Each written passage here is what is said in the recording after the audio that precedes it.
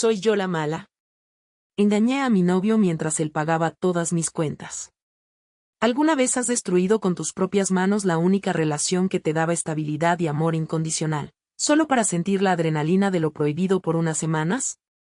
¿Te has preguntado hasta dónde serías capaz de llegar por un simple capricho, arriesgando todo lo que has construido durante años? Mi historia no es de amor. No esperes un final feliz ni un camino de redención fácil. Es la confesión cruda y sin filtros de la peor traición que he cometido en mi vida. Destruí al hombre que me daba todo, absolutamente todo, por una aventura que ni siquiera valía la pena.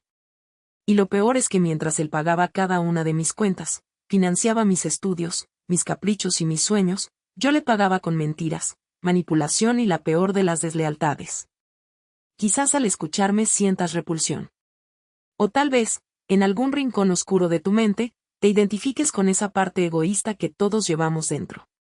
Esa voz que a veces nos susurra que merecemos más, que la emoción está en lo prohibido, que la rutina es el verdadero enemigo del amor. Hoy no vengo a justificarme. No busco tu comprensión ni tu perdón. Vengo a desnudar mi alma frente a ti, a mostrarte cómo la inseguridad, el egoísmo y la ingratitud pueden convertirte en la villana de tu propia historia. Porque sí, yo soy la mala de esta historia. La que traicionó, mintió y manipuló. Y ahora tengo que vivir con las consecuencias de mis actos, con el eco de mis decisiones resonando en cada momento de soledad. Quizás te resulte fácil juzgarme. O tal vez, muy en el fondo, te veas reflejado en algunas de mis acciones. Sea como sea, te invito a escuchar mi historia completa antes de decidir si merezco perdón o condena. A veces, las líneas entre el bien y el mal son más difusas de lo que nos gustaría admitir. Y en este relato, descubrirás cómo una persona común, con sueños e inseguridades como tú, puede convertirse en el verdugo de su propia felicidad. Todo comenzó hace 2 años y medio, en una época donde mi vida parecía estar estancada en un limbo de incertidumbre postuniversitaria. Acababa de terminar mi carrera de comunicación, tenía 23 años, muchos sueños pero pocas oportunidades concretas. Vivía en un pequeño apartamento compartido con 2 compañeras, trabajaba medio tiempo en una cafetería para pagar mis gastos básicos y enviaba currículos a diario sin recibir respuestas. La realidad había golpeado con fuerza. El mundo laboral no estaba esperando con los brazos abiertos a otra graduada con un título y sin experiencia. Fue entonces cuando conocí a Alejandro en un evento de networking organizado por la universidad para exalumnos. Él estaba allí como representante de una importante empresa de tecnología que buscaba nuevos talentos. Tenía 29 años, un puesto de gerencia, y emanaba esa seguridad que solo da el éxito profesional temprano y bien consolidado. Recuerdo perfectamente cómo me acerqué a él, currículum en mano, con la esperanza de conseguir al menos una entrevista. Lo que obtuve fue mucho más. Alejandro no solo tomó mi currículum, sino que me dedicó casi 1 hora de conversación genuina. Me preguntó por mis aspiraciones, por mis fortalezas, por lo que me apasionaba.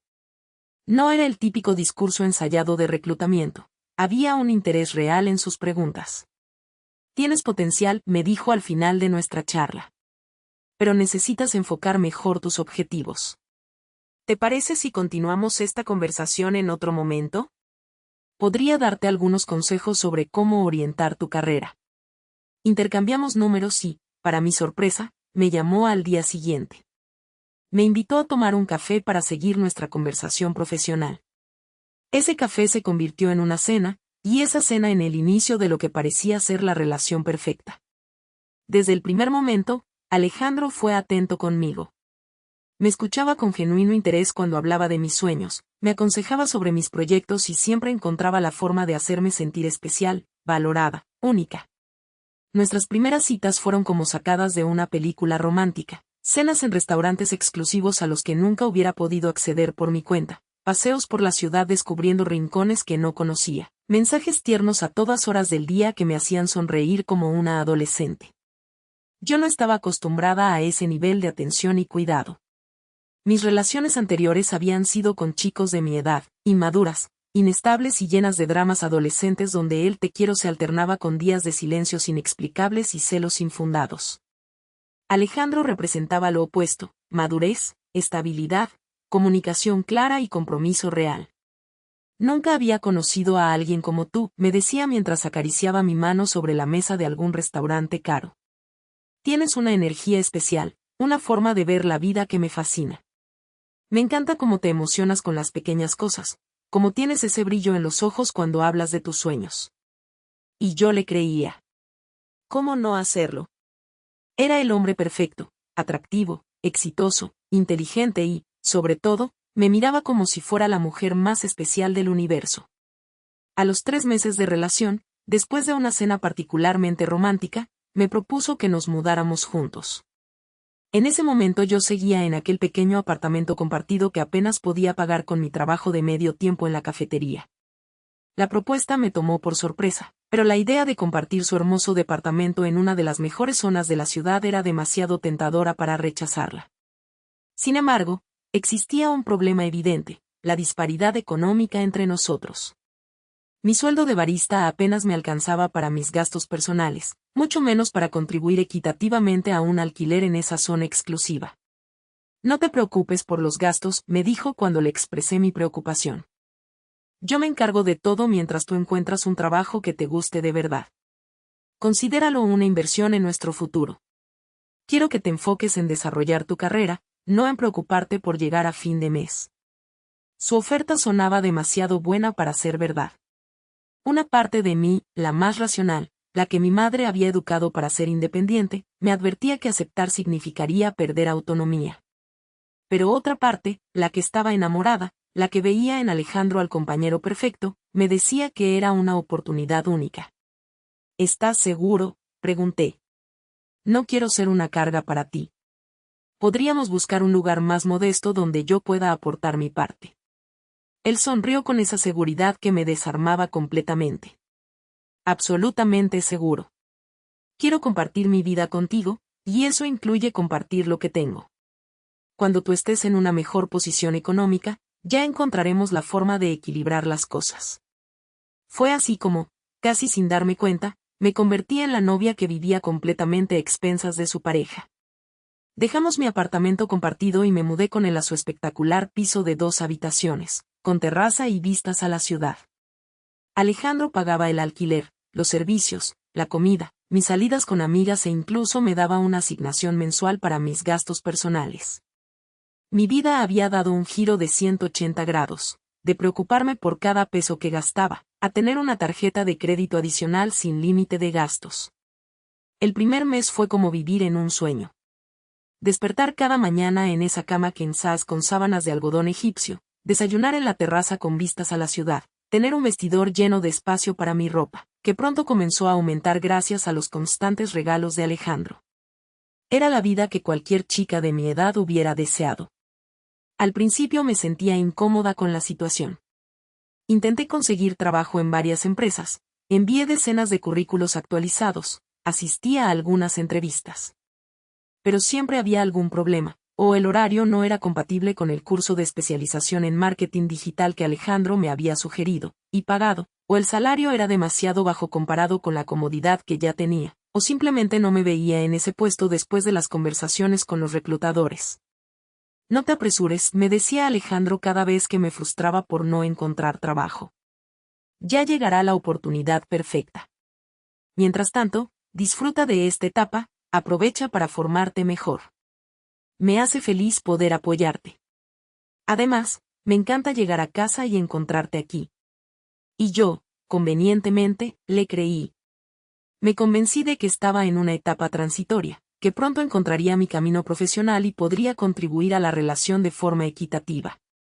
Comencé a normalizar que él pagara todo, desde las compras del supermercado hasta mis tratamientos en el spa que él mismo me había recomendado para que te relajes del estrés de buscar trabajo. Me acostumbré al lujo, a los caprichos, a no mirar el precio de las cosas antes de comprarlas. Mi círculo social cambió, dejé de frecuentar a mis amigos universitarios, con quienes antes compartía preocupaciones por el alquiler y celebraba encontrar ofertas en el supermercado, y empecé a relacionarme con las amistades de Alejandro, todas personas exitosas y con un nivel económico similar al suyo. Las cenas en restaurantes exclusivos, los fines de semana en resorts de lujo, los regalos caros por el más mínimo motivo. Todo esto se convirtió en mi nueva normalidad. Y mientras tanto, mi búsqueda de trabajo se fue diluyendo, transformándose en una especie de actividad secundaria que mencionaba de vez en cuando para mantener las apariencias de independencia. ¿Y cómo va la búsqueda de trabajo?, me preguntaban a veces sus amigos o su familia, con ese tono que oscilaba entre la curiosidad genuina y la sospecha velada. Estoy enfocándome en mi formación por ahora, respondía yo con una sonrisa ensayada. Alejandro cree que es mejor invertir en mi educación antes de aceptar cualquier oferta. Y él siempre me respaldaba, poniendo su mano sobre la mía en un gesto de apoyo que acallaba cualquier cuestionamiento. Tiene demasiado talento para conformarse con un trabajo mediocre. Estamos esperando la oportunidad adecuada. Pero la comodidad tiene un precio que no siempre se paga con dinero. A medida que pasaban los meses, empecé a sentir que perdía mi independencia, mi voz, mi identidad más allá de ser la novia de Alejandro.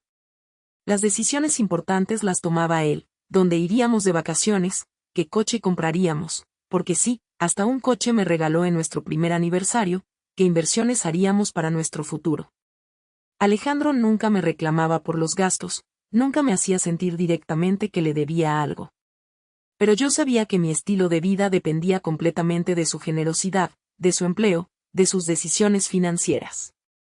Esa sensación comenzó a generar en mí un resentimiento silencioso que ni yo misma entendía. ¿Cómo podía estar resentida con alguien que solo me daba y nunca me pedía nada a cambio? Tal vez era porque, en el fondo, sabía que no era verdad que no me pedía nada. Lo hacía, de formas sutiles, esperaba que estuviera siempre disponible para él, que me vistiera de cierta manera en sus eventos de trabajo, que riera de los chistes de sus jefes aunque no fueran graciosos, que tuviera la casa impecable para cuando traía invitados sin avisar. Pequeñas cosas que, sumadas, iban construyendo una jaula dorada a mi alrededor. Pero no me atrevía a expresar ese malestar. ¿Con qué derecho podía quejarme? Vivía como una reina gracias a él. Cualquier reclamo me habría hecho parecer una desagradecida, una aprovechada que encima tenía el descaro de poner condiciones. Fue entonces, en ese momento de vulnerabilidad emocional y confusión interna, cuando apareció Daniel en mi vida. Era el nuevo barista de la cafetería donde yo solía estudiar mi curso de marketing digital 3 veces por semana. Tenía 24 años, apenas uno más que yo, una sonrisa contagiosa, hoyuelos adorables y ese aire despreocupado de quien vive el día a día sin planes a largo plazo ni grandes ambiciones materiales. Comenzamos a hablar casualmente mientras él preparaba mi pedido habitual, un latte con leche de almendras y un toque de canela. Él me preguntaba sobre los libros que leía, yo le consultaba sobre las diferentes variedades de café. Conversaciones inocentes que, sin embargo, pronto se convirtieron en el escape que yo inconscientemente buscaba. Con Daniel podía ser la chica universitaria que ya no era con Alejandro. Podía hablar de música indie, de películas poco comerciales, de planes improvisados para el fin de semana. No tenía que fingir que me interesaban las inversiones inmobiliarias o las fluctuaciones de la bolsa. No tenía que cuidar cada palabra para parecer más sofisticada o madura de lo que realmente era. Era refrescante, liberador, como quitarse unos zapatos de tacón después de una larga noche de fiesta. Lo que comenzó como charlas casuales pronto se convirtió en mensajes diarios. Daniel me preguntaba a qué hora iría a la cafetería. Yo ajustaba mi horario de estudio para coincidir con su turno. Nos seguimos en Instagram y comenzamos a comentarnos las historias.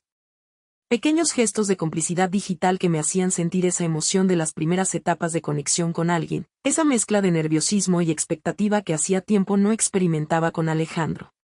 Todo parecía inofensivo, hasta que un día, mientras Alejandro estaba de viaje de negocios en el extranjero por una semana, Daniel me envió un mensaje que cambiaría todo. Hay un concierto de Holocaust este sábado en la trastienda. No conozco a nadie a quien le guste este tipo de música. ¿Te gustaría ir conmigo? Mi corazón dio un vuelco. Holocaust era exactamente el tipo de banda que me encantaba y que Alejandro consideraba música deprimente para adolescentes. Habíamos discutido varias veces por mis gustos musicales, hasta que simplemente dejé de poner mi música cuando él estaba en casa. Debí decir que no. Debí ser honesta y mencionar que tenía pareja. Debí agradecer la invitación y sugerir que fuéramos en un plan de amigos, claramente establecido. Pero en lugar de eso, me escuché decir, claro, me encantaría. Hacía tiempo que quería verlos en vivo. Ese fue el primer paso hacia la traición. Ese simple sí que contenía mucho más que la aceptación a un concierto. Era un sí a la emoción, a la novedad, a sentirme deseada y valorada por quien realmente era, no por la persona en la que me había convertido para complacer a Alejandro. Mentí a Alejandro esa noche, diciéndole por videollamada que saldría con Camila, una antigua amiga de la universidad que en realidad hacía meses que no veía. Él no sospechó nada, confiaba en mí ciegamente. Diviértete, amor. Te he hecho una transferencia extra para que disfrutes con tu amiga, me dijo antes de despedirse. La culpa me carcomió por un segundo, pero rápidamente la aparté de mi mente. Me arreglé más de lo necesario para un simple concierto, vestido negro corto pero no demasiado provocativo, botines de tacón que me había regalado Alejandro, ironía cruel, maquillaje natural pero cuidadoso. Sentí ese cosquilleo en el estómago que hacía tiempo no experimentaba mientras esperaba el taxi que me llevaría al punto de encuentro con Daniel. El concierto fue en un bar pequeño y algo underground del centro de la ciudad. La música era ensordecedora, la gente se empujaba para estar cerca del escenario, y había ese olor característico a cerveza derramada y cigarrillos que impregnaba la ropa. Era todo lo opuesto a los lugares elegantes que frecuentaba con Alejandro, donde los camareros conocían su nombre y siempre nos daban la mejor mesa. Y me encantó. Me sentí viva, auténtica, joven de nuevo. Daniel y yo bailamos, cantamos a gritos las canciones que ambos nos sabíamos de memoria, nos reímos como adolescentes cuando él intentó imitar al vocalista de la banda. Hubo miradas, roces casuales al pasarnos las bebidas, ese juego de seducción que sabes perfectamente hacia dónde va pero que pretendes no notar para mantener la emoción. Al final de la noche, cuando me acompañó a tomar un taxi, sucedió lo inevitable, nos besamos. Fue un beso intenso, cargado de adrenalina y culpa a partes iguales. Mientras ocurría, una parte de mí pensaba en Alejandro, en todo lo que me daba, en la traición que estaba cometiendo. Pero otra parte, la más egoísta, solo quería seguir sintiendo esa emoción, esa sensación de peligro y libertad que me invadía. Nos vemos mañana en la cafetería, me dijo Daniel al despedirse, con una sonrisa que dejaba claro que aquello era solo el principio de algo que ambos sabíamos que no debería suceder, pero que ninguno tenía intención de detener. Esa noche apenas dormí. La culpa me carcomía cada vez que recordaba la videollamada con Alejandro, su voz confiada diciéndome que me divirtiese, el dinero extra que había transferido a mi cuenta para una salida que era, en realidad, una traición. Me prometí que había sido solo un desliz, un error que no volvería a cometer. Le diría a Daniel que tenía novio, que lo que había pasado estaba mal, que no podía volver a ocurrir. Pero no lo hice. Al día siguiente, volví a la cafetería. Y al siguiente. Y al siguiente. Lo que comenzó como un beso prohibido se convirtió en una aventura en toda regla. Nos veíamos siempre que Alejandro estaba ocupado, en el departamento de Daniel, que compartía con dos amigos que convenientemente trabajaban durante el día, en moteles baratos cuando teníamos algo de dinero, o más bien, cuando yo llevaba algo del dinero que Alejandro me daba, incluso una vez, en un arrebato de adrenalina y estupidez, en el baño de la cafetería durante el descanso de Daniel. La mentira crecía como una bola de nieve. Para cada encuentro con Daniel inventaba una nueva excusa, clases extra, reuniones con antiguas compañeras de universidad, sesiones de estudio en la biblioteca, voluntariado en una ONG que no existía. Y Alejandro, confiado y generoso como siempre, no solo creía cada palabra sino que me apoyaba económicamente en cada una de estas actividades ficticias. Me encanta que estés retomando tus amistades de la universidad, me decía. Es importante mantener tu propia vida social, no quiero que dependas solo de mí para divertirte. Sus palabras, cargadas de buena intención, eran como puñaladas en mi conciencia. Pero la adrenalina de lo prohibido era más fuerte que la culpa. Con Daniel experimentaba una libertad que había olvidado, la de ser imperfecta, espontánea, apasionada sin pensar en las consecuencias. Eres increíble, me decía Daniel mientras nos recuperábamos del sexo en su cama desordenada, con sábanas que no combinaban y que probablemente no habían sido cambiadas en semanas. No entiendo cómo no tienes ya a alguien loco por ti.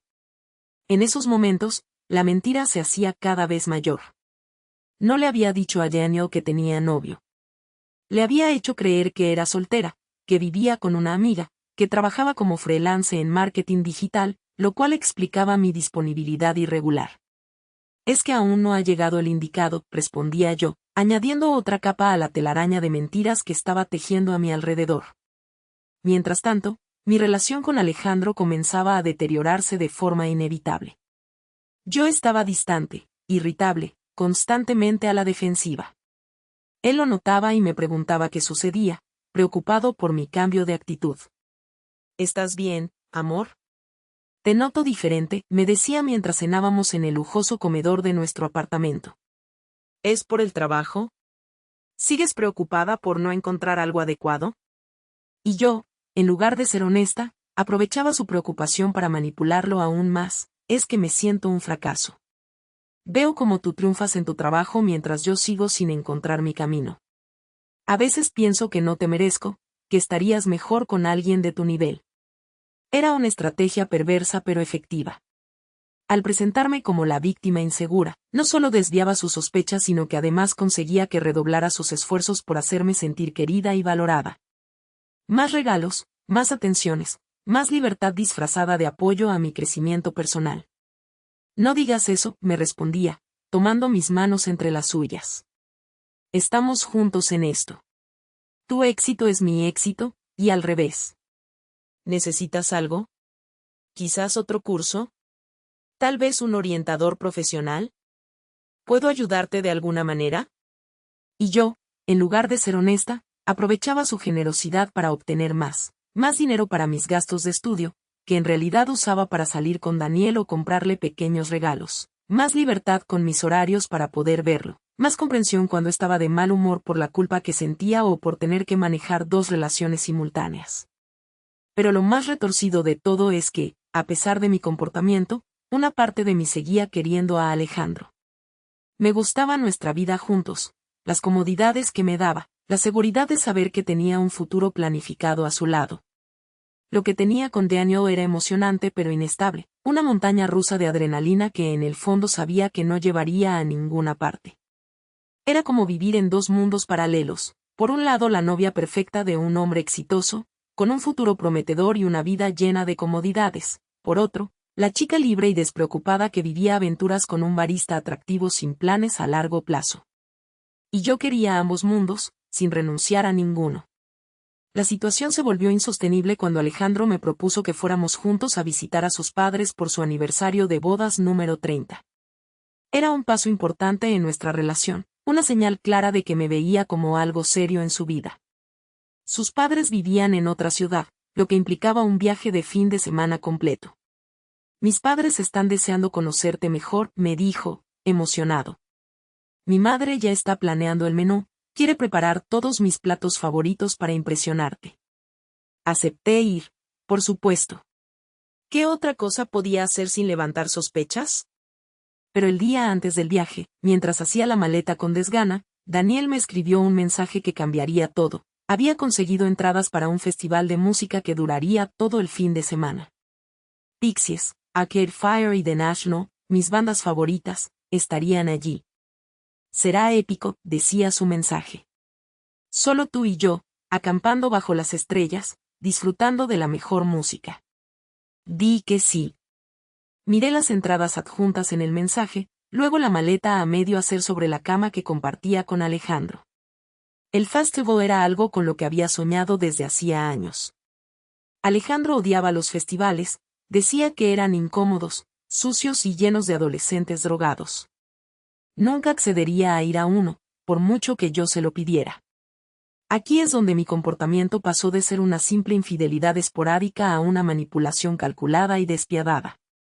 Inventé una emergencia familiar de proporciones épicas. Mi madre había caído enferma repentinamente, los médicos sospechaban que podría ser algo grave. Necesitaba ir a cuidarla y acompañarla a diversos exámenes médicos. Lo siento tanto, amor, le dije a Alejandro con lágrimas en los ojos, lágrimas reales, pero de culpa, no de preocupación. Sabes que me hacía mucha ilusión conocer mejor a tus padres, pero mi madre me necesita. No puedo dejarla sola en este momento. Él se mostró comprensivo, como siempre. No solo entendió la situación sino que se ofreció a cancelar su propio viaje para acompañarme a casa de mi madre. No quiero que pases por esto sola y me dijo. Puedo llamar a mis padres, explicarles la situación. Estoy seguro de que lo entenderán. Su ofrecimiento me llenó de pánico. Si venía conmigo, todo el plan se derrumbaría. Insistí en que fuera solo a ver a sus padres, utilizando argumentos que sabía que resonarían en él. Es el aniversario de tus padres, argumenté. No puedes faltar. Sería egoísta de mi parte alejarte de tu familia en un momento tan especial. Mi hermana estará conmigo, no estaré sola. La mención de mi hermana, que en realidad vivía en otro país, fue otro clavo en el ataúd de mi integridad. Las mentiras se acumulaban, cada vez más elaboradas, cada vez más difíciles de mantener. Finalmente, Alejandro viajó solo a ver a sus padres, y yo pasé el fin de semana con Daniel en el festival. Fueron días de excesos, alcohol, música a todo volumen, bailes desenfrenados y sexo en una tienda de campaña barata que apenas nos protegía de la intemperie. Me sentía libre, joven, viva. Sin responsabilidades, sin expectativas, sin el peso de ser la novia perfecta de un hombre exitoso. Daniel y yo conectamos a un nivel que iba más allá de lo físico durante esos días. Entre concierto y concierto, hablábamos de nuestros sueños, de nuestras inseguridades, de nuestras familias. Me contó sobre su padre ausente, sobre cómo su madre había luchado sola para sacarlo adelante, sobre cómo trabajaba en la cafetería para pagarse los estudios de fotografía. Yo le hablé de mis miedos profesionales, de mi sensación de estancamiento, de mis dudas sobre el futuro, pero siempre manteniendo la mentira de mi soltería. Deberíamos hacer esto más a menudo, me dijo la última noche, mientras estábamos tumbados mirando las estrellas después del concierto final. Escaparnos juntos, olvidarnos del mundo. Hay un festival en la costa el mes que viene. Podríamos ir, alquilar una habitación cerca de la playa esta vez, en lugar de acampar. Sus palabras me llenaron de una mezcla extraña de emoción y pánico. La idea de seguir con la aventura era tentadora, pero cada vez se hacía más difícil mantener la doble vida. Los mensajes de Alejandro se acumulaban en mi teléfono, preocupado por mi escasa comunicación durante el fin de semana, preguntándome por la salud de mi madre, ofreciéndose a ayudar económicamente con los supuestos tratamientos médicos. Suena genial, le respondí a Daniel, apartando los pensamientos culpables. Busquemos información cuando volvamos. Pero la libertad duró poco. El domingo por la noche, mientras volvíamos del festival, sucios, cansados pero con esa euforia post-concierto que te hace sentir que todo es posible, recibí una llamada de Alejandro. Su voz sonaba extraña, distante, completamente diferente al tono cariñoso al que estaba acostumbrada. ¿Cómo está tu madre?, preguntó, sin la calidez habitual. Mejor, mentí, sin saber que mi castillo de mentiras estaba a punto de derrumbarse. Los médicos dicen que probablemente solo sea anemia, pero quieren hacer más pruebas para estar seguros. Qué curioso, dijo él, con un tono que nunca le había escuchado. Porque acabo de hablar con ella. Te estuve llamando todo el fin de semana y como no respondías, me preocupé. Encontré el número de tu madre en tu agenda y decidí llamarla para saber cómo estaba y si necesitaba algo. Mi corazón se detuvo. El pánico me invadió, congelando cada músculo de mi cuerpo. No supe qué responder, mi mente quedó en blanco. Tu madre está perfectamente, continuó Alejandro, cada palabra como un puñal. De hecho, estaba sorprendida por mi llamada. Me dijo que hablaron ayer y que estabas en casa con tu novio. Daniel me miró extrañado al ver mi expresión de horror. El silencio que siguió fue ensordecedor, solo interrumpido por mi respiración agitada y el sonido de fondo del autobús que nos llevaba de vuelta a la ciudad. No te molestes en explicar, me cortó Alejandro cuando intenté balbucear una excusa. Ya entendí todo. Solo quiero que sepas que cuando llegues al departamento, tus cosas estarán en la entrada. Tienes hasta mañana para recogerlas. Y colgó. Así, sin gritos, sin insultos. Con la dignidad intacta y mi mundo hecho pedazos. Llegué al departamento pasada la medianoche. Tal como Alejandro había dicho, mis pertenencias estaban embaladas en cajas junto a la puerta principal. No todas, solo lo esencial, mi ropa, mis objetos personales, mis documentos. El resto, los regalos caros, la ropa que él me había comprado, los accesorios de marca, no estaba allí. Un mensaje claro, Puedes llevarte lo que era tuyo, pero no lo que yo te di. Había cambiado la cerradura, mi llave ya no funcionaba. La sensación de estar frente a esa puerta que durante casi 2 años había considerado mi hogar, y no poder abrirla, fue devastadora. Era una metáfora perfecta de lo que había hecho. Me había cerrado la puerta a una vida de estabilidad y amor verdadero por perseguir una fantasía. Llamé varias veces al timbre, pero no hubo respuesta. No sé si Alejandro estaba dentro y decidió ignorarme, o si había preferido irse para no enfrentarme. Le escribí decenas de mensajes que nunca fueron leídos. Le llamé otras tantas veces, pero había bloqueado mi número. Con las manos temblorosas, tomé mi teléfono y llamé a Daniel. Necesitaba un lugar donde pasar la noche, donde llevar todas esas cajas que contenían lo que quedaba de mi vida anterior. ¿Daniel? Soy yo. Necesito un favor enorme, dije, con la voz entrecortada. ¿Puedo quedarme en tu casa esta noche? Te lo explicaré todo cuando llegue. Hubo un silencio al otro lado de la línea que me erizó la piel. ¿Qué ha pasado?, preguntó finalmente, con un tono cauto que nunca le había escuchado. Mi situación de vivienda se ha complicado, respondí vagamente. Necesito un lugar donde quedarme mientras encuentro una solución. Otro silencio. ¿Tiene esto algo que ver con el novio del que nunca me hablaste?, preguntó, y sentí como el suelo se abría bajo mis pies. ¿Qué? ¿Cómo? Olivia me lo contó, respondió, refiriéndose a una compañera de la cafetería. Me dijo que siempre ibas con un tipo trajeado que parecía sacado de una revista de negocios. Que vivían juntos. Que él pagaba todo. Pensé que estaba confundida, o celosa, o inventándose historias. Pero tu reacción ahora mismo me dice que era verdad. Las lágrimas comenzaron a rodar por mis mejillas. Todo se derrumbaba a mi alrededor. Las 2 vidas paralelas que había construido con tanto cuidado se estrellaban una contra otra, destruyéndose mutuamente. Daniel, puedo explicarlo. Comencé, pero él me interrumpió. No quiero explicaciones. No soy tu segundo plato, ni tu plan B, ni el lugar donde corres cuando las cosas se ponen difíciles con tu novio millonario. Búscate otro idiota que no se respete a sí mismo. Y colgó, dejándome sola en el pasillo de un edificio que ya no era mi hogar, rodeada de cajas que contenían los restos de una vida que había destruido con mis propias manos. Tuve que llamar a un taxi para llevar mis cosas al único lugar al que podía ir, un hotel económico cercano.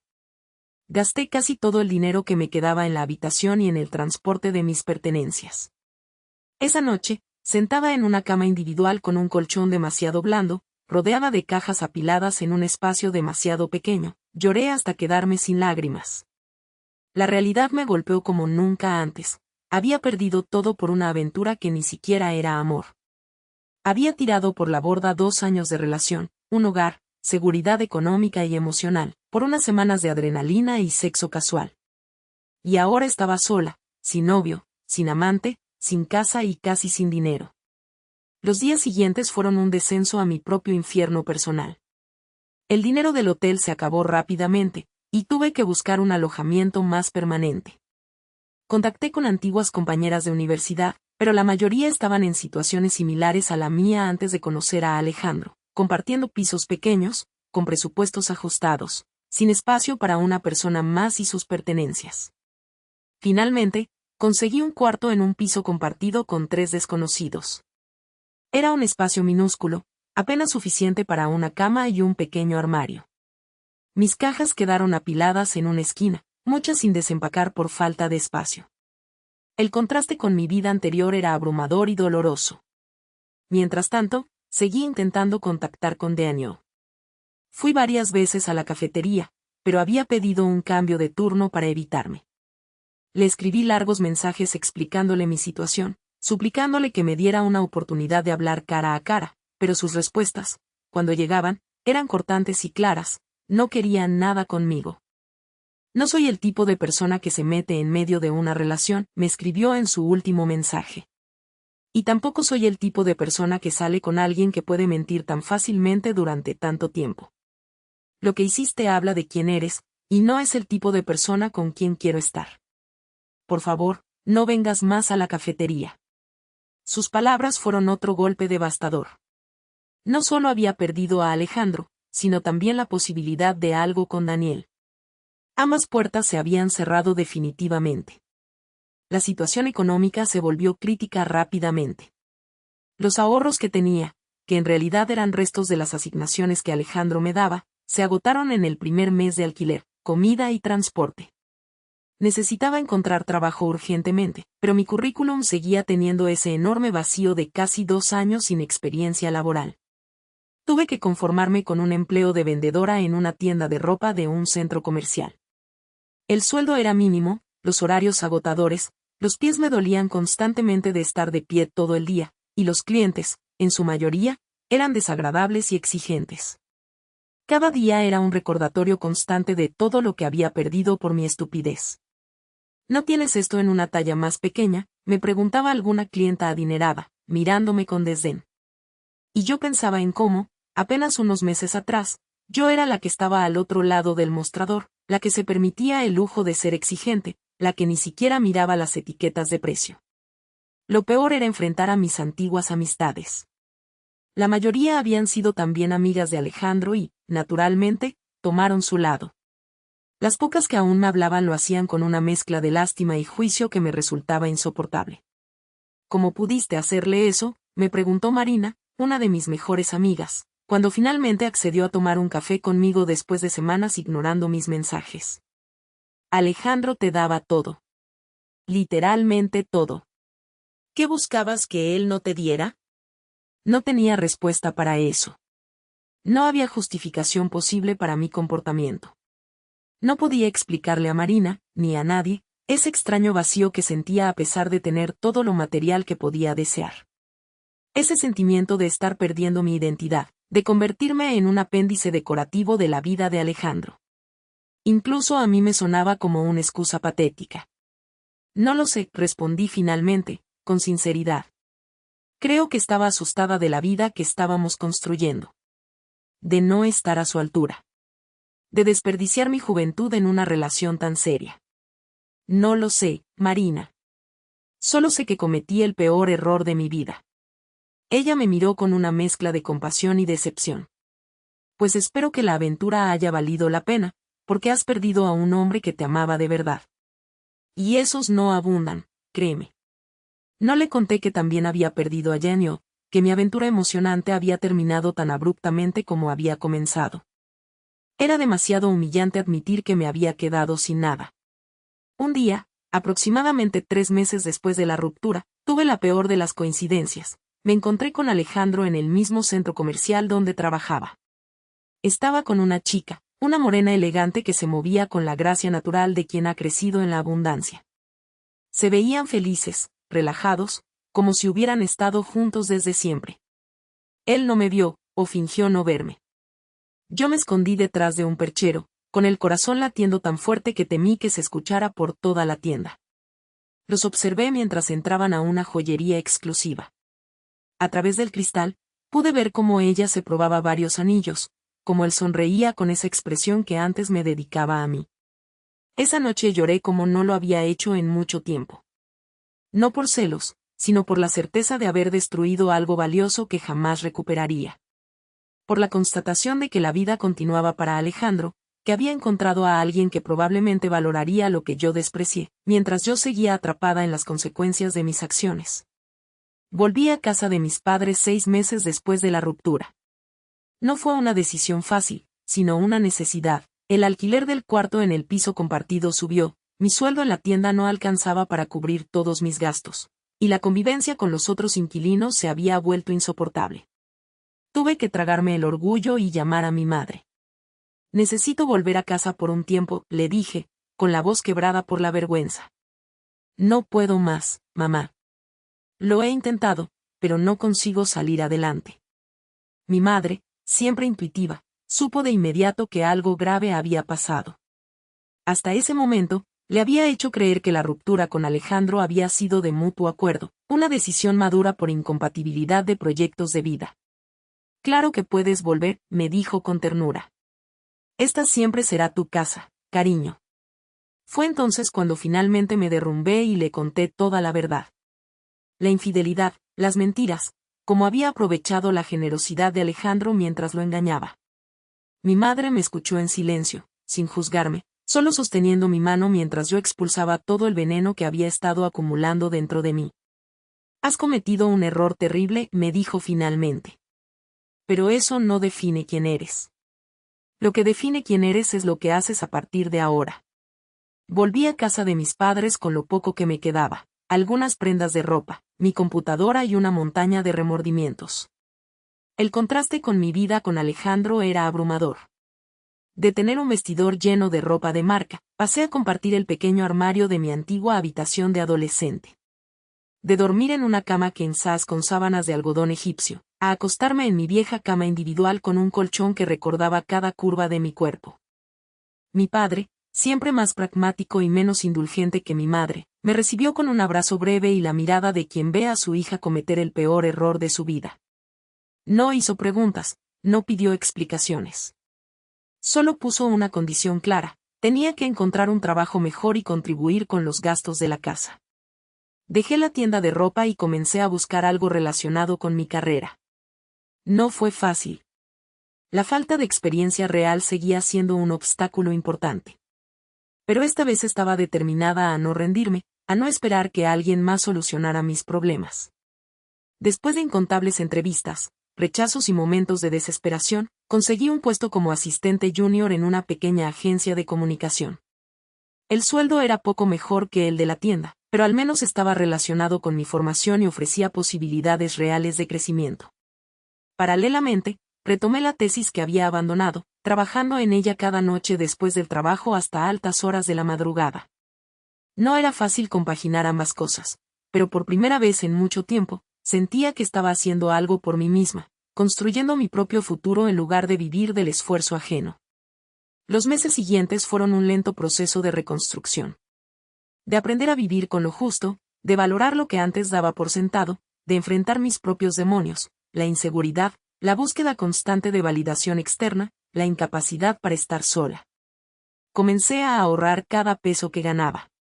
Me propuse ser autosuficiente de verdad, no solo de palabra. Finalmente terminé la tesis y obtuve mi título. Poco a poco, fui recuperando algo de respeto por mí misma, aunque las heridas seguían abiertas. La tentación de buscar a Alejandro estuvo presente muchas veces. En momentos de debilidad, cuando la soledad se hacía insoportable o cuando enfrentaba alguna dificultad económica, pensaba en lo fácil que sería escribirle, pedirle perdón, intentar recuperar aunque fuera una fracción de lo que habíamos tenido. Pero sabía que no sería justo para él. Que no me merecía su perdón ni una segunda oportunidad. También pensé en buscar a Daniel, más por despecho que por un interés genuino. Incluso fui un par de veces a la cafetería, solo para descubrir que ya no trabajaba allí. A través de redes sociales, descubrí que ahora salía con otra chica, una clienta habitual de la cafetería. No me sorprendió, en el fondo, siempre supe que yo solo había sido una aventura para él, igual que él para mí. Las cicatrices quedaron, profundas e indelebles. La confianza no se recupera fácilmente una vez que la has traicionado. Las personas no olvidan, y yo menos que nadie. Cada nuevo comienzo, cada interacción social, cada potencial relación estaba teñida por el miedo, miedo a volver a fallar, a dañar a otros, a no ser merecedora de una segunda oportunidad. Un año después de la ruptura, cuando ya había logrado cierta estabilidad laboral y había comenzado a planear mudarme nuevamente a un lugar propio, recibí un correo electrónico que me dejó paralizada frente a la pantalla. Era de Alejandro. El asunto era escueto: pertenencias olvidadas. El contenido, igualmente breve: voy a cambiar de ciudad por motivos de trabajo. Encontré algunas cosas tuyas que no incluí en las cajas. Si quieres recogerlas, estaré en el café de siempre el próximo jueves a las 5. Si no puedes o prefieres no verme, avísame y buscaremos otra solución. Alejandro. Mi corazón dio un vuelco. No por la posibilidad de recuperar algunas pertenencias olvidadas, que probablemente serían cosas sin importancia, sino por la oportunidad de verlo una última vez. De pedirle perdón cara a cara, aunque sabía que no lo merecía. Respondí inmediatamente, confirmando que estaría allí. Luego pasé los 3 días siguientes en un estado de ansiedad y nerviosismo, pensando en qué decirle, cómo actuar, qué ponerme. Quería que me viera bien, recuperada, no por vanidad sino para que supiera que su generosidad no había sido completamente en vano, que había logrado salir adelante a pesar de mi error. Llegué al café 20 minutos antes de la hora acordada. Estaba nerviosa, como una adolescente en su primera cita. Me había arreglado con esmero, pero sin exagerar, un vestido sencillo pero elegante, maquillaje natural, el cabello recogido en una coleta pulcra. Quería que me viera bien, pero no que pensara que intentaba impresionarlo o recuperarlo. El café estaba casi vacío a esa hora. Elegí una mesa discreta en un rincón, pedí un té verde, ya no podía permitirme los elaborados cafés que solía pedir cuando estaba con él, y esperé, con el corazón latiendo tan fuerte que podía sentir su pulso en la garganta. Él llegó puntual, como siempre. Vestía un traje gris oscuro que resaltaba su porte elegante, probablemente venía directo de la oficina. Había algo diferente en él, una seguridad renovada, una ligereza en su andar, el brillo de alguien que ha cerrado un capítulo doloroso y está disfrutando del siguiente. Me vio de inmediato y se dirigió a mi mesa. No hubo beso en la mejilla, ni siquiera un abrazo cordial. Solo un asentimiento educado antes de sentarse frente a mí. Gracias por venir, y me dijo, con una cordialidad distante que me dolió más que cualquier reproche. No quería irme dejando estos pendientes. Sacó una pequeña caja de su maletín y me la entregó. Dentro había un collar que me había regalado en nuestro primer aniversario, algunas fotos familiares que tenía enmarcadas en la mesita de noche, y un libro que le había prestado en los inicios de nuestra relación. Cosas sin verdadero valor material, pero cargadas de recuerdos. Alejandro, yo.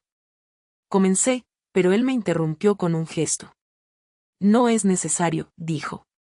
Ya pasó mucho tiempo. Necesito decirlo, insistí, sintiendo que si no expresaba lo que llevaba tanto tiempo guardando, explotaría. Necesito pedirte perdón. Lo que hice no tiene justificación. Te traicioné de la peor manera posible, después de todo lo que hiciste por mí. Y lo lamento profundamente. No hay día que no me arrepienta de lo que hice. Él me miró en silencio por unos segundos que se me hicieron eternos, como evaluando la sinceridad de mis palabras. Luego asintió levemente. Acepto tus disculpas, respondió, con una tranquilidad que denotaba que había procesado todo aquello mucho tiempo atrás. Aunque, siendo sincero, ya no importa. En su momento me destrozaste, no te lo voy a negar. Confié en ti completamente, te di todo lo que tenía para dar, y lo usaste para herirme. Sus palabras, dichas sin rencor pero con absoluta claridad, me golpearon como bofetadas. Pero ahora veo que fue lo mejor que pudo pasarme, continuó. Nuestra relación no era sana. Yo intentaba comprarte, en cierto modo. Pensaba que dándote todo lo material, aseguraba tu amor y tu lealtad. Fue una lección dura, pero necesaria. No supe qué responder. Había esperado rechazo, quizás incluso odio, pero no esta especie de gratitud filosófica que me hacía sentir aún más pequeña. Aprendí mucho de nuestra relación, continuó. Sobre todo, aprendí que no puedes comprar el amor ni la lealtad. Que dar demasiado puede ser tan tóxico como no dar nada. Y por eso, en cierto modo, te agradezco. Me quedé muda. Cada palabra suya revelaba una madurez y un proceso de crecimiento personal que yo apenas estaba comenzando. Mientras yo seguía estancada en la culpa y el remordimiento, él había avanzado, había extraído lecciones valiosas, había crecido a partir del dolor. He conocido a alguien, añadió, y no pude evitar pensar en la chica de la joyería. Alguien que me quiere por quien soy, no por lo que puedo ofrecerle. Alguien que me ha enseñado que el amor real se construye desde la igualdad, no desde la dependencia. Vamos a casarnos el próximo año. El dolor que sentí fue agudo, físico, como si algo dentro de mí se rompiera definitivamente. No eran celos, no exactamente. Era la certeza de haber perdido algo precioso, algo que podría haber sido hermoso si hubiera sabido valorarlo. Me alegro por ti, dije, y lo decía en serio a pesar del dolor. Te mereces ser feliz. Siempre fuiste un hombre extraordinario, y lamento no haberlo valorado cuando te tuve. Él sonrió, esta vez con algo más de calidez. ¿Y tú? ¿Cómo estás? ¿Qué has estado haciendo? Le conté brevemente sobre mi regreso a casa de mis padres, mi trabajo en la agencia, la finalización de mi tesis. No mencioné las dificultades, las lágrimas, la humillación. Quería que viera que, a pesar de todo, había logrado sobrevivir sin él. Me alegra oírlo, dijo, y parecía sincero. Siempre supe que tenías potencial. Solo necesitabas encontrar tu propio camino, no vivir a la sombra de alguien más. Su comentario, lejos de sonar condescendiente, me pareció acertado y generoso. Era verdad, a pesar de todo el dolor y las dificultades, ahora estaba construyendo algo propio, no viviendo de los logros y el esfuerzo de otro. Conversamos un poco más sobre temas neutrales, antiguos amigos comunes, cambios en la ciudad, sus planes de mudanza. Fue una charla cordial pero distante, como dos conocidos que se reencuentran después de mucho tiempo, no como dos personas que una vez compartieron todo. Cuando llegó el momento de despedirnos, me armé de valor para hacer la pregunta que me había estado carcomiendo desde que recibí su correo. ¿Crees que algún día podrás perdonarme del todo? No te lo pido por mí, sino para saber que no te dejé con una herida permanente. Él reflexionó por un momento antes de responder. Ya te he perdonado, dijo finalmente. No por ti, sino por mí. El rencor solo habría prolongado el daño que me hiciste, y no estaba dispuesto a darte ese poder. Así que sí, te he perdonado. Pero olvidar es otra cosa. Algunas lecciones es mejor no olvidarlas. Se levantó, dejando unos billetes sobre la mesa para pagar nuestras bebidas, un último gesto de caballerosidad que me hizo sentir aún más pequeña, y me extendió la mano en un gesto formal. Te deseo lo mejor, concluyó. De verdad. Tomé su mano, sintiendo la extraña distancia que ahora existía entre nosotros, como si todos los besos, abrazos y caricias compartidos nunca hubieran existido. Igualmente, respondí. Sé muy feliz, Alejandro. Lo mereces más que nadie. Y se fue, dejándome con un té frío y la certeza de que algunas heridas nunca sanan del todo, solo aprendemos a vivir con ellas. Han pasado casi 2 años desde esa última conversación con Alejandro. Supe por redes sociales que se casó con aquella chica, que ahora viven en el extranjero, que parecen felices. No siento envidia ni resentimiento, solo una extraña mezcla de nostalgia y alivio, nostalgia por lo que pudo ser, alivio porque él encontró la felicidad que merece. Yo también he avanzado. Hoy tengo un trabajo estable como ejecutiva de cuentas en una agencia más grande, un apartamento modesto pero propio que pude conseguir con un crédito hipotecario. El pago inicial salió de 2 años de ahorro obsesivo, centavo a centavo, y una vida que, si bien no es lujosa, me pertenece por completo. A veces, cuando paso frente a algún restaurante caro donde solíamos cenar, o veo un bolso de marca que antes habría comprado sin pensarlo, siento una punzada de nostalgia. No por los lujos en sí, sino por la ligereza con la que vivía, sin ser consciente del valor real de las cosas. Por esa sensación de invulnerabilidad que da el dinero, esa falsa seguridad de que nada malo puede pasarte mientras puedas pagar para evitarlo. Pero esos momentos son cada vez más escasos. He aprendido a valorar lo que tengo, a construir desde mis propios recursos, a no depender de nadie para mi felicidad o estabilidad. Cada logro, por pequeño que sea, tiene ahora un sabor especial porque es fruto de mi esfuerzo, no de la generosidad de otro. En cuanto a relaciones sentimentales, he tenido algunas citas, incluso una relación breve que no prosperó.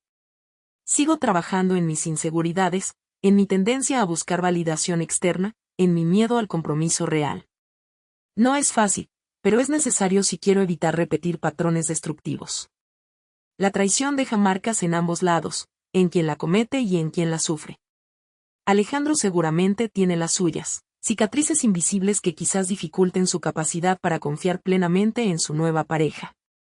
Y eso es algo con lo que tendré que vivir, saber que dañé a alguien que solo me dio lo mejor de sí. En cuanto a mí, las consecuencias han sido a la vez castigo y redención. Perdí comodidades, estatus, relaciones valiosas. Pero gané autoconocimiento, independencia real y la humildad que viene después de caer tan bajo. No busco compasión al compartir esta historia.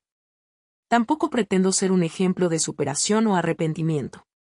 Solo quiero que, si alguna vez te encuentras en una encrucijada similar, recuerdes que las decisiones que tomamos por un momento de emoción pueden determinar años de nuestra vida.